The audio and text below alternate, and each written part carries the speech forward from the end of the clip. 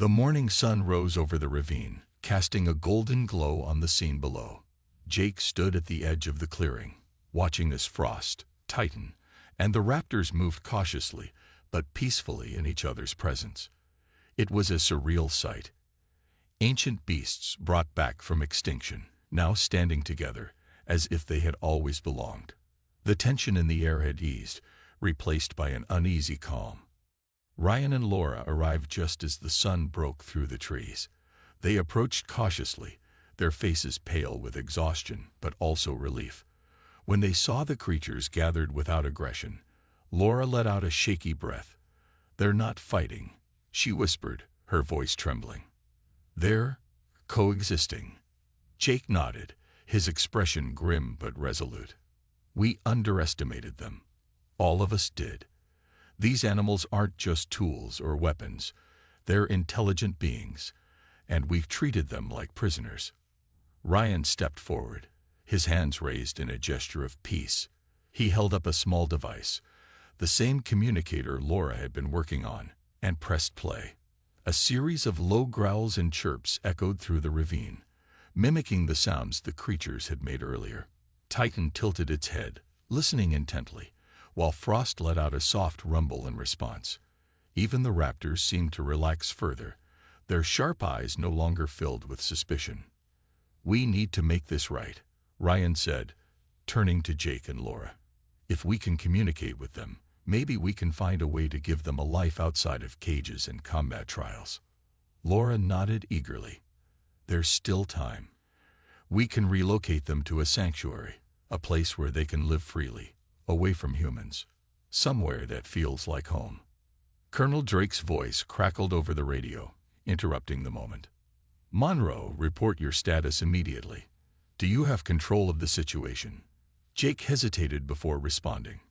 "Negative, sir, but I think we found a better solution." He explained briefly what had happened, emphasizing the intelligence and cooperation displayed by the creatures. For once, there was silence on the other end of the line. When Drake finally spoke, his tone was icy. "You're telling me you want to let them go, after everything we've invested?" "It's not about us anymore," Jake replied firmly. "These creatures deserve better. If we don't act now, we risk losing them, or worse, causing more destruction." To everyone's surprise, Drake didn't argue further. Perhaps he realized the gravity of the situation, or maybe he simply saw no other choice. Either way, he gave the order to stand down, leaving the decision in Jake's hands. Over the next few days, the team worked tirelessly to prepare a secure sanctuary deep in the wilderness. It was designed to mimic the natural habitats of the creatures, complete with rivers, forests, and wide open spaces. Frost led the way when they were finally released into the new territory, followed closely by Titan and the raptors. As they disappeared into the trees, Laura felt tears streaming down her face. "They're free," she murmured. Finally, Ryan placed a hand on her shoulder, his own emotions raw. "This isn't just redemption for them. It's a lesson for us. Innovation without responsibility leads to disaster. Let's hope humanity remembers that." In the weeks that followed, reports came in of strange sightings near the sanctuary. Massive footprints, distant roars, and fleeting glimpses of shadowy figures darting through the woods. But there were no attacks, no signs of hostility. The creatures had adapted, finding balance in a world that had tried to exploit them. As Jake watched the horizon one last time, he couldn't help but feel a glimmer of hope. Humanity had made a grave mistake, but it had also taken the first step toward making amends. The road ahead would be difficult, but for now, the beasts were safe, and so was the fragile world they shared. The hunt for the escaped creatures led Jake and his team deeper into the wilderness surrounding the facility. Frost's trail was easy to follow. Its massive footprints tore through the landscape, flattening trees and leaving craters in the soft earth. The woolly mammoth seemed to be heading toward a nearby river, likely drawn by the promise of water. Shadow Pack, however, remained elusive. Their smaller size allowed them to move quickly and quietly, leaving behind only faint claw marks and scattered feathers from birds they had hunted along the way. As the sun dipped below the horizon, casting long shadows across the forest, Jake called for a temporary halt. "We'll set up camp here," he said, gesturing to a clearing. "It's too dangerous to keep moving in the dark." Samantha nodded, already unloading supplies from the truck. She glanced at Titan, who stood silently at the edge of the clearing, his glowing eyes scanning the trees. "Do you think he can sense the others?" she asked, her voice low. Jake shrugged, though uncertainty gnawed at him. "Maybe. He hasn't attacked us or run off, so I'm guessing he understands we're not enemies.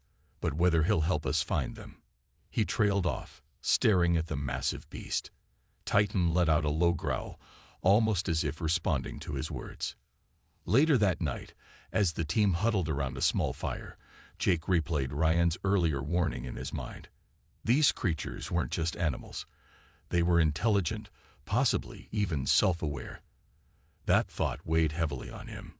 If humanity had truly created beings capable of thought and emotion, then forcing them into combat wasn't just unethical, it was cruel. His thoughts were interrupted by a sudden rustling in the bushes. Everyone froze, their hands instinctively reaching for weapons. A pair of gleaming eyes appeared in the darkness, followed by the sleek form of one of the velociraptors. It stepped cautiously into the light, its head tilted curiously as it studied the group. "Don't make any sudden moves," Jake whispered, lowering his rifle. The raptor didn't attack. Instead, it chirped softly, then turned and darted back into the trees. "What was that about?" Samantha asked, her voice trembling. "I think it wants us to follow," Jake replied, standing slowly. "Grab your gear. We need to see where it leads us." The raptor guided them through dense underbrush and rocky terrain until they reached a wide ravine. At the bottom, Frost stood drinking from a stream, its massive body illuminated by moonlight. Nearby, the other two raptors paced restlessly, their movements synchronized, as if guarding something. Titan growled deeply, his muscles tensing as he locked eyes with Frost. For a moment, it seemed like violence was inevitable. But then something unexpected happened. Frost lifted its head and let out a low rumble, almost like a greeting. The raptors stopped pacing and turned their attention to Titan, chirping softly in response. Jake watched in disbelief as the creatures began interacting, not aggressively, but cautiously, almost as if communicating. "They recognize each other," he murmured. "They're not just animals. They're connected." Samantha gripped his arm tightly. "What do we do now?" Jake hesitated, his mind racing. Then he remembered Laura's recording device, a tool designed to mimic animal vocalizations. Pulling it from his pack, he activated it and played back a sound similar to Titan's growl. The effect was immediate. All four creatures turned their heads toward him, their expressions unreadable. Taking a deep breath, Jake stepped forward. "We don't want to fight you," he said firmly, though he doubted they understood his words. "We brought you back, but maybe we shouldn't have. Can you understand me?" To his astonishment, Frost lowered its head slightly, almost as if nodding. The raptors relaxed their stances, and Titan sat down, watching him intently. In that moment, Jake realized these creatures weren't monsters. They were victims of humanity's arrogance. And perhaps, just perhaps, there was still a chance to make things right. Jake Monroe stood at the edge of the desert battlefield, his boots sinking slightly into the soft sand. The sun was rising, painting the sky in hues of orange and pink, but the beauty of the moment was lost on him. His mind was heavy with worry as he stared at Titan, who lay curled up near the remains of the robotic targets. The massive saber-toothed tiger seemed calm now, but Jake knew better than to trust appearances. Behind him, Samantha Brooks tended to the injured soldier, her hand steady despite the tension in the air. "He'll be okay," she said finally, glancing up at Jake. "But we need to get him back to base soon." Jake nodded absently, his eyes still fixed on Titan. Something about the creature unsettled him. It wasn't just its size or power. It was the way it watched everything around it, as if calculating every move. Jake had seen animals before, both wild and trained, but nothing like this. Titan felt different. His thoughts were interrupted by the sound of his radio crackling to life. "Captain Monroe, come in," a frantic voice called. It was Ryan Carter. "This is Monroe," Jake replied, grabbing the device. "What's going on?" "It's bad, Jake," Ryan said, his voice strained. "The facility's containment has failed. Frost and Shadowpack are loose. We don't know where they are or what they're doing. You need to help us track them down." Jake's stomach dropped. "Are you saying these things are out in the open? How many casualties?" "We don't know yet," Ryan admitted. "But if they reach populated areas, it'll be a disaster. We think Frost might head toward water sources, and the raptors could scatter in any direction. You've worked with Titan. Maybe you can figure out how to handle them." Jake glanced at Titan, then back at the horizon. "I'm not sure I'm the right guy for this, but I'll do what I can. What about Titan? Should I bring him along?" There was a long pause before Ryan answered. "We don't have a choice. If Titan can help us find the others, we need to use him. Just be careful. These creatures aren't like anything we've dealt with before." After ending the call, Jake turned to Samantha. "Get the soldier loaded onto the truck. Then grab whatever gear we might need. We're heading back to the facility." Samantha frowned but didn't argue. She helped secure the injured man onto a stretcher while Jake approached Titan cautiously. The beast lifted its head, its glowing yellow eyes locking onto him. For a moment, Jake wondered if it would attack, but instead, Titan let out a low rumble and rose to its feet. "Okay, big guy," Jake muttered under his breath. "Let's see if we can clean up this mess." The journey back to the facility was tense. As they drove through the desert, Jake kept an eye on Titan, who followed behind the truck with surprising speed and agility. Along the way, they found signs of destruction: uprooted trees, crushed vehicles, and abandoned settlements. It was clear that Frost had passed through recently, leaving devastation in its wake.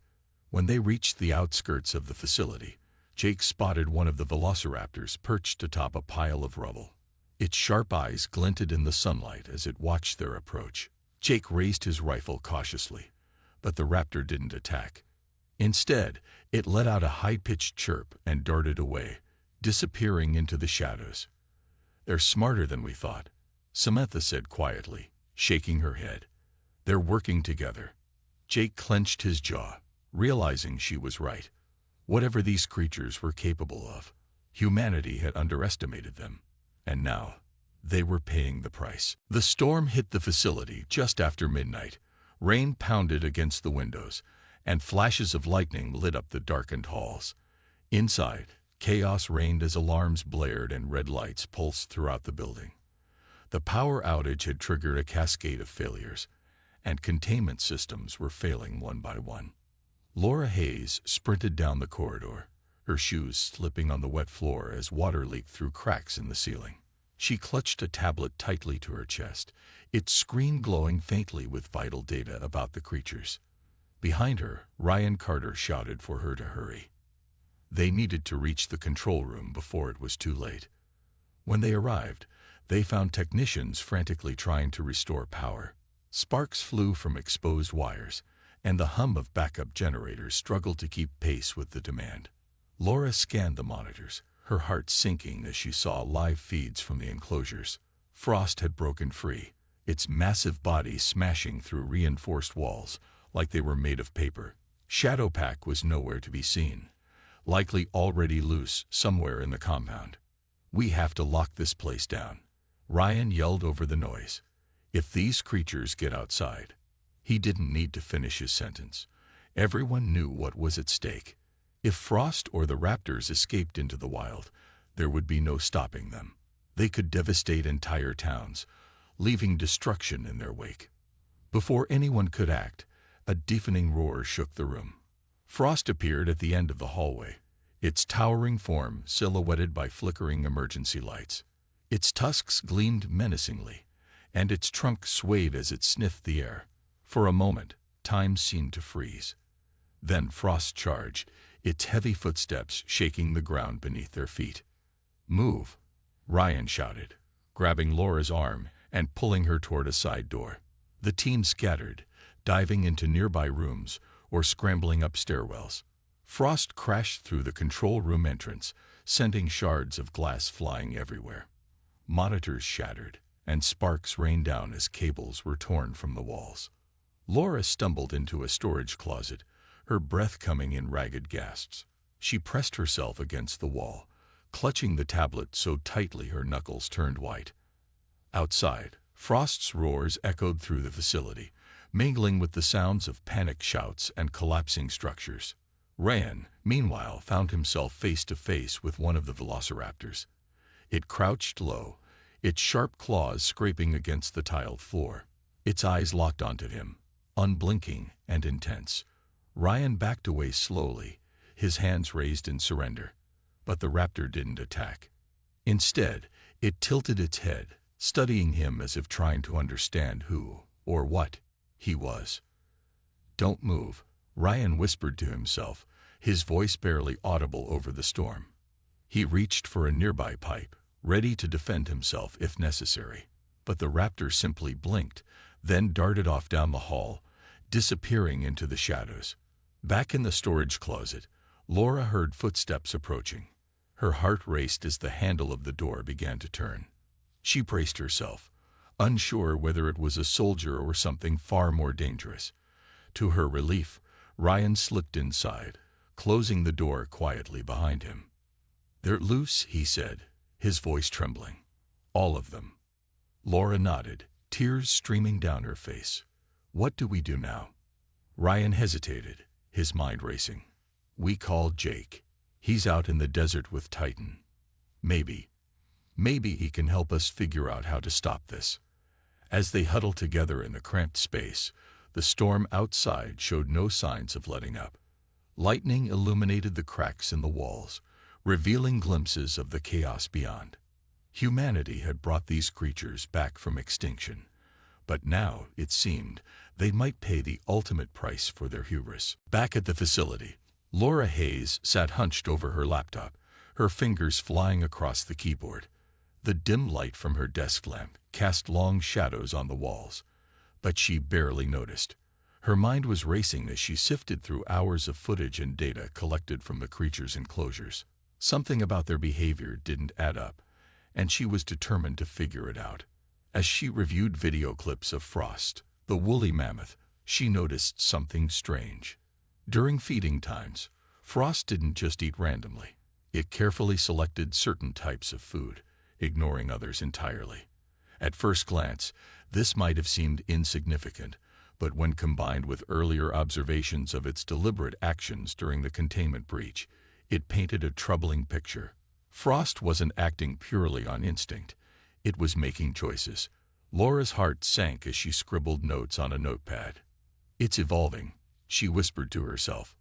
"They all are." Her thoughts were interrupted by the sound of footsteps approaching. Ryan Carter entered the lab, his face pale and drawn.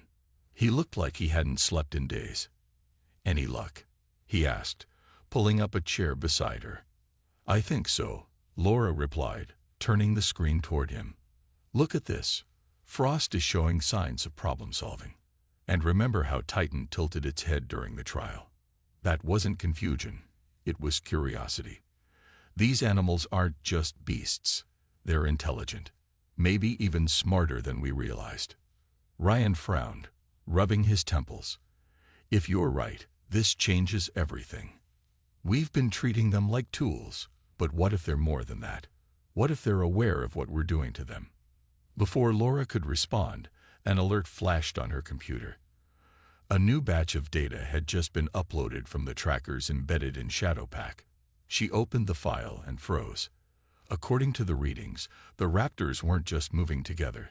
They were communicating. Their movements synced perfectly, almost as if they were sharing information. "This can't be happening," Ryan muttered, leaning closer to the screen. "How is this possible? We brought them back using ancient DNA. They shouldn't have this level of intelligence." Laura shook her head, Maybe we underestimated the resurrection process. Or maybe intelligence was always there, buried deep in their genetic code. All we did was unlock it. The implications weighed heavily on both of them. If the creatures were truly as smart as Laura suspected, then humanity had made a grave mistake. These weren't mindless weapons. They were sentient beings, capable of thought, and possibly even emotion. And now, thanks to Colonel Drake's reckless decisions, they were being forced into situations that could drive them to rebel. Before they could discuss further, the door burst open, and a breathless technician rushed in. "Dr. Carter, Dr. Hayes, you need to see this," he stammered, holding out a tablet. On the screen was live footage from the desert battlefield where Titan and the Raptors had been tested. Chaos reigned. Soldiers scrambled for cover as one of the Raptors attacked, while the other circled menacingly nearby. Titan stood apart, watching silently, its glowing eyes reflecting the chaos around it. Ryan grabbed the tablet, his hands trembling. "What happened?" "The Raptors turned on the soldiers," the technician explained. "Captain Monroe managed to tranquilize them, but not before one of the men got hurt. Colonel Drake is demanding answers."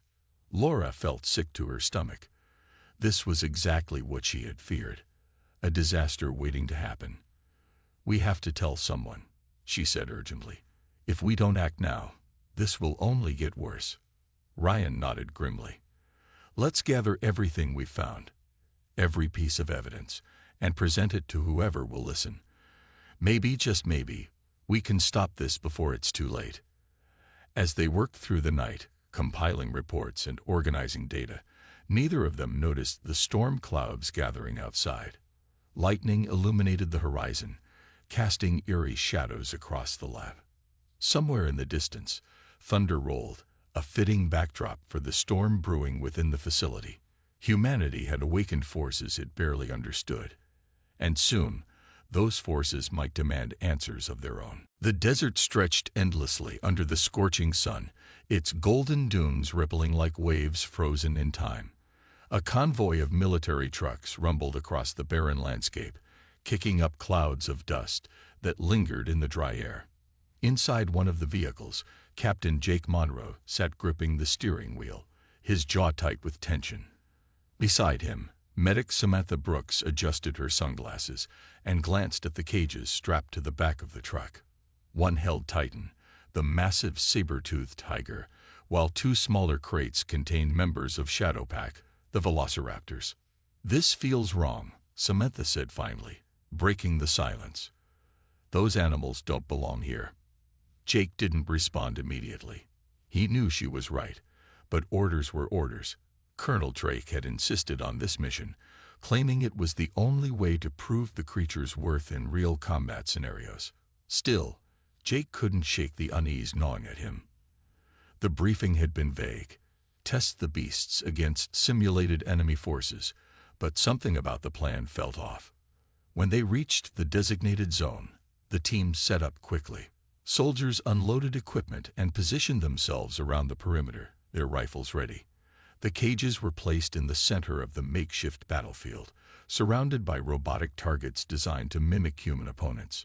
Titan's cage was opened first, and the creature emerged slowly, its glowing yellow eyes scanning the area with predatory focus. At the sound of gunfire from the automated turrets, Titan sprang into action.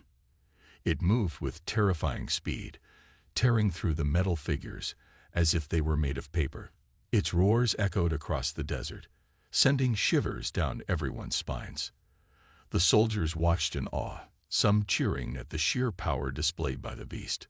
Encouraged by Titan's success, Jake signaled for the raptors to be released next. The two velociraptors darted out of their crates, moving in perfect sync. They circled the remaining targets, striking with precision and efficiency. Within minutes, the battlefield was littered with twisted metal and debris. But then things went wrong. One of the raptors suddenly broke formation, leaping toward a nearby soldier who had stepped too close. Before anyone could react, it knocked him to the ground, snarling viciously. Chaos erupted as the other raptor joined in, seemingly agitated by the commotion. Soldiers fired warning shots, but the creatures ignored them, their movements faster than anyone could follow. "Stand down," Jake shouted, rushing forward. He grabbed a tranquilizer gun from a nearby soldier and aimed carefully. With a sharp crack, the first dart hit its mark, embedding itself in the flank of one of the raptors. The animal let out a shrill scream before collapsing. The second raptor hesitated, its head snapping toward Jake, as if recognizing him as a threat. Another dart flew, hitting it squarely in the neck. It stumbled, then fell motionless beside its companion. Breathing heavily, Jake turned to assess the damage. The injured soldier was being treated by Samantha, who worked quickly to stabilize him. Around them, the desert was eerily quiet, save for the distant hum of machinery still active in the background. Titan, however, hadn't moved during the chaos. It stood calmly near the edge of the battlefield, watching everything unfold with those piercing yellow eyes. For a moment, Jake thought he saw something almost calculating in its gaze. Shaking off the thought, he radioed headquarters to report the situation. "We've got a problem," he said grimly. "These animals are too unpredictable. If we can't control them, they'll end up killing us, or worse." As the sun dipped below the horizon, casting long shadows over the ruined battlefield, Jake couldn't help but wonder if humanity had made a terrible mistake. Bringing these creatures back might have been impressive, but controlling them, that was another story entirely. Colonel Matthew Drake's patience was wearing thin. He paced back and forth in the briefing room, his boots clicking sharply against the floor. Ryan and Laura sat at the table, their faces pale and tense. The colonel had called an emergency meeting to discuss the growing concerns about the creatures, but it quickly turned into a one-sided lecture. "I don't care about your theories or your doubts," Drake snapped, slamming his fist on the table. "We're running out of time. If these beasts are as powerful as you claim, then we need them in the field. Now." Ryan leaned forward, his voice steady but firm. "Colonel, rushing this could be disastrous. Titan's unpredictability proves that. We don't fully understand how these creatures think or react. Sending them into combat without proper preparation is reckless." Drake glared at him, his face red with anger. "Reckless? You call saving humanity reckless? These animals are weapons, Dr. Carter. Weapons don't get a say in how they're used." Laura couldn't stay silent any longer. "They're not just weapons," she interjected, her voice trembling slightly. "They're living beings with instincts and intelligence. If we push them too far, they might turn on us, or worse, escape." Drake rolled his eyes, clearly uninterested in her arguments. "Enough. I've made my decision. Titan and 2 of the Raptors will be deployed for a live mission within 48 hours. That's final." He turned on his heel and stormed out of the room, leaving Ryan and Laura stunned. Once the door closed behind him, Laura buried her face in her hands. "This is a nightmare," she whispered. "He doesn't understand what he's doing. These creatures aren't ready." Ryan sighed heavily, rubbing his temples. "I know, but arguing with Drake won't change his mind. He's determined to use them no matter what." That night, unable to sleep, Ryan returned to the facility. He wandered through the dimly lit halls, his thoughts consumed by guilt and fear. When he reached Titan's enclosure, he stopped and stared at the massive beast. Titan lay curled up in the corner of its pen, its glowing yellow eyes watching him intently. For a moment, Ryan felt like the creature was judging him, silently accusing him of betrayal. The next morning, Laura arrived early to review more data. She hoped to find something, anything, that might convince Drake to delay the deployment. As she sifted through files, she stumbled upon footage from Frost's recent exercise. The mammoth's behavior during the incident seemed odd. Instead of panicking randomly, Frost appeared to target specific weak points in the barrier. It wasn't just clumsiness, it was deliberate. Her heart sank as realization dawned on her. Frost wasn't just testing its strength, it was looking for a way out. Before she could share her findings with Ryan, Alarms blared throughout the facility. Red lights flashed, and frantic voices echoed over the intercom. Laura grabbed her tablet and ran toward the source of the commotion. When she reached the control room, she found chaos. Screens displayed multiple breaches across different sections of the compound. Shadowpack had escaped their enclosure, and Frost was hammering relentlessly against its damaged barrier. Ryan burst into the room moments later, his face pale. "What happened?" he demanded. "It's a containment failure," Laura replied, her voice shaking. "The raptors are loose, and Frost is trying to break free. If we don't act fast, they'll reach the main gates."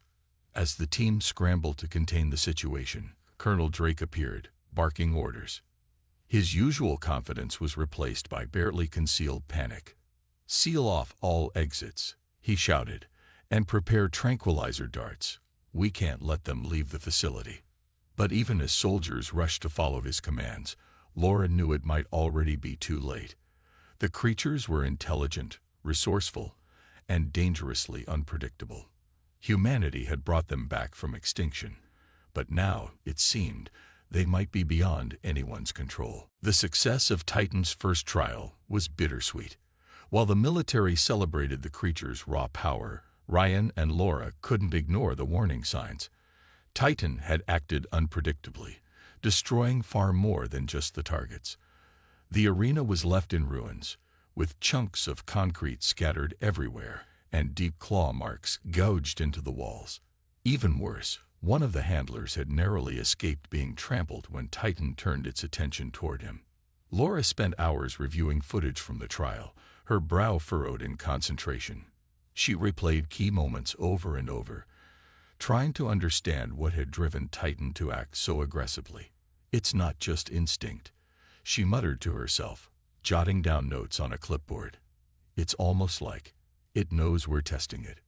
Ryan joined her later that evening, carrying 2 cups of coffee. He handed one to Laura before pulling up a chair. "Any breakthroughs?"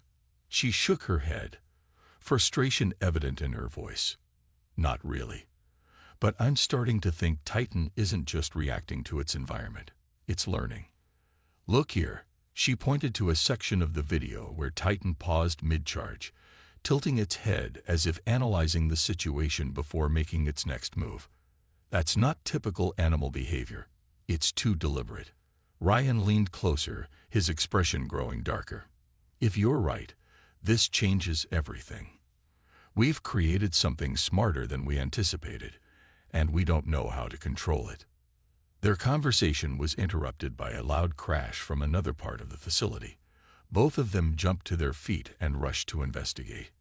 As they approached the source of the noise, they found a group of technicians scrambling to clean up debris near Frost's enclosure.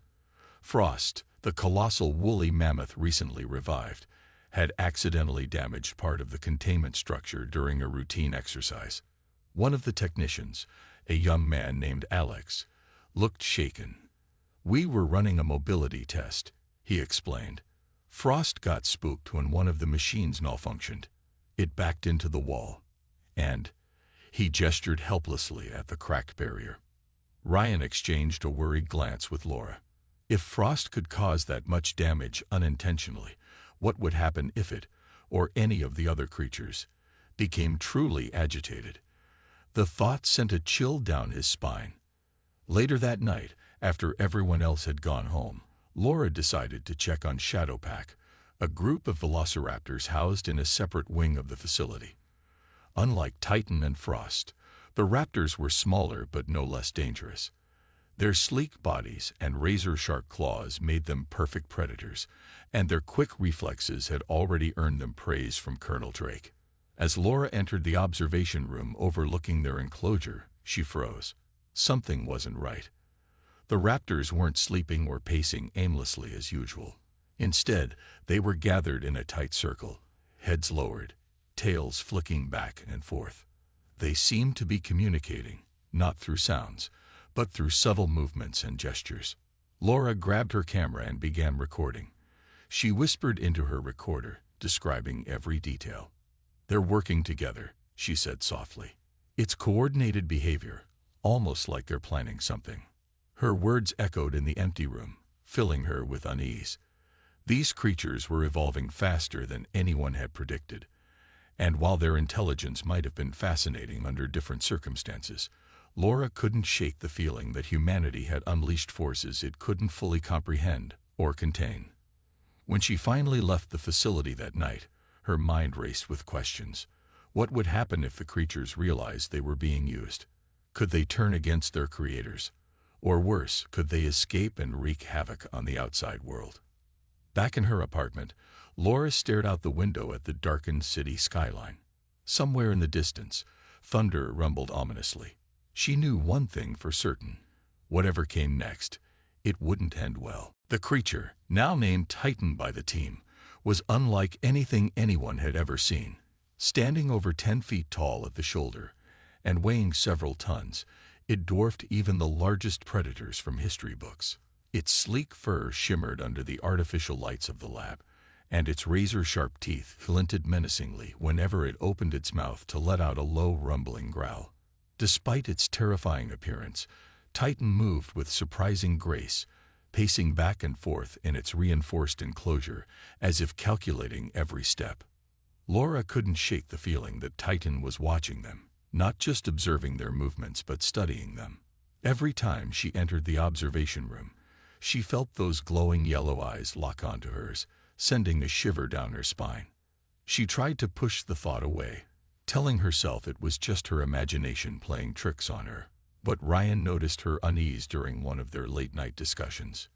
"You've been quiet lately," he said, leaning against the glass wall that separated them from Titan's pen.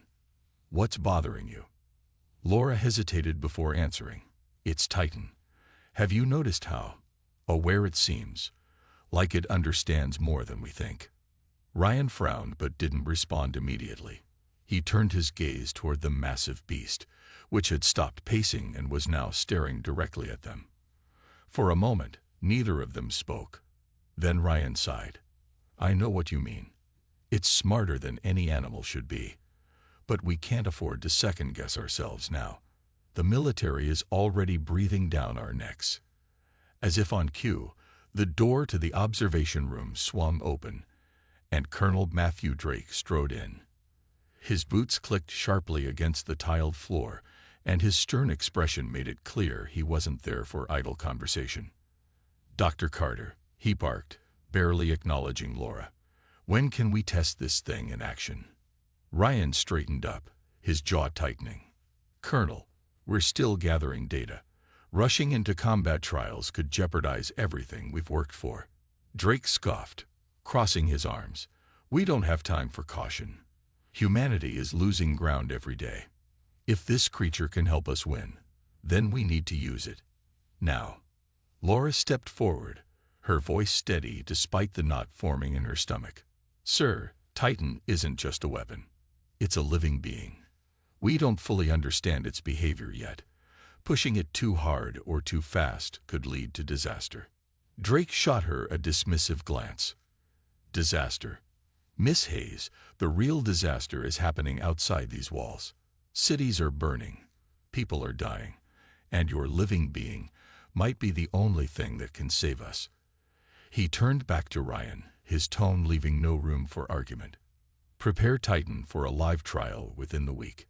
That's an order." Ryan clenched his fists but nodded reluctantly. Once Drake left the room, he sank into a nearby chair, rubbing his temples.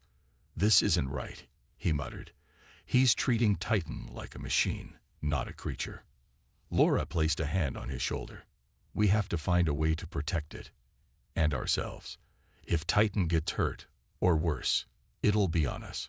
Over the next few days, preparations for the trial intensified. Titan was fitted with a heavy harness designed to control its movements, though the process clearly agitated the beast. Each time handlers approached, it let out a deep, guttural roar that echoed through the facility. Laura watched from afar, her heart sinking with each passing moment. She began documenting every detail of Titan's behavior, hoping to uncover clues about its intelligence and emotions. Finally, the day of the trial arrived. A group of soldiers led Titan into a large arena rigged with targets and obstacles. From the safety of the control booth, Ryan and Laura watched anxiously as Colonel Drake gave the signal to begin. At first, Titan stood motionless, seemingly uninterested in the simulated battlefield. But when the first target, a robotic drone, buzzed overhead, something inside the creature snapped. With a deafening roar, Titan lunged forward, moving faster than anyone expected. In seconds, it tore the drone apart with a single swipe of its massive paw. The soldiers cheered, impressed by the display of raw power. But Laura noticed something strange. Instead of stopping after destroying the target, Titan kept going, smashing through barriers and crushing anything in its path. It wasn't following commands, it was acting on instinct. Ryan turned pale. This isn't training. It's chaos. Laura gripped the edge of the console, her worst fears coming true.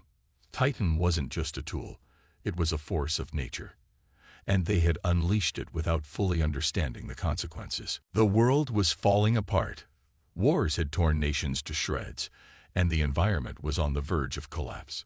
Humanity had pushed itself to the edge of extinction, and desperate times called for desperate measures. In a hidden facility deep in the mountains of Colorado, a team of scientists worked tirelessly on a project that could change everything or doom them all. Dr. Ryan Carter stood over a glowing screen, his fingers flying across the keyboard. His eyes were tired but focused. Beside him, Laura Hayes adjusted her glasses and leaned closer to examine the data. The room buzzed with the hum of machines and the occasional beep of equipment. It was late, and most of the staff had gone home. But Ryan and Laura couldn't stop now. They were so close. For years, they had been studying fragments of DNA found in fossils buried deep underground. These ancient remains held secrets from a time when massive beasts ruled the earth. Ryan's team had finally cracked the code needed to bring those creatures back to life. At first, it seemed impossible. The DNA was incomplete, damaged by millions of years of decay. But through cutting-edge technology and sheer determination, they pieced together enough genetic material to attempt resurrection. What if this works? Laura asked softly, breaking the silence.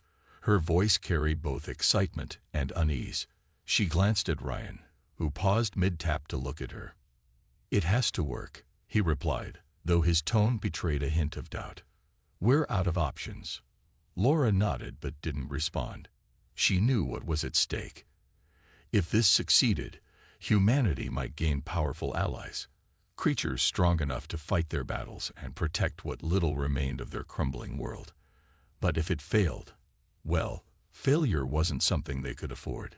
As the final sequence loaded onto the screen, the lab lights dimmed slightly, signaling the activation of the cloning chamber. A sleek, cylindrical tank filled with green liquid stood at the center of the room. Wires and tubes snaked around its base, connecting it to banks of computers and monitors. Inside the tank, suspended in the fluid, was the faint outline of something large and feline. Here we go, Ryan said, pressing the final button. The machine whirred to life, and the liquid began to bubble furiously. Sparks of electricity danced along the surface as the DNA strands fused together, forming new cells. Within minutes, the shape inside the tank grew more defined. Claws extended, muscles rippled, and fur sprouted across its body. Laura gasped as the creature opened its eyes for the first time. They glowed a fierce yellow, piercing through the murky liquid. This wasn't just any animal. It was a saber-toothed tiger, larger and more imposing than anything either of them had imagined. Its teeth gleamed like daggers, and its growl vibrated through the walls of the tank. Ryan stepped back, awestruck. It's alive. But Laura felt a chill run down her spine. Something about the way the beast stared at them made her uneasy. It wasn't just an animal brought back from extinction. It was intelligent. Too intelligent. As the creature tilted its head, studying them with those sharp, calculating eyes, Laura whispered, "What have we done?" Before Ryan could answer, alarms blared throughout the facility. Someone, or something, had breached security. Ryan grabbed his phone and dialed Colonel Matthew Drake, the military officer overseeing the project. Whatever was happening, they needed answers fast. And deep down, Laura feared they might already be too late.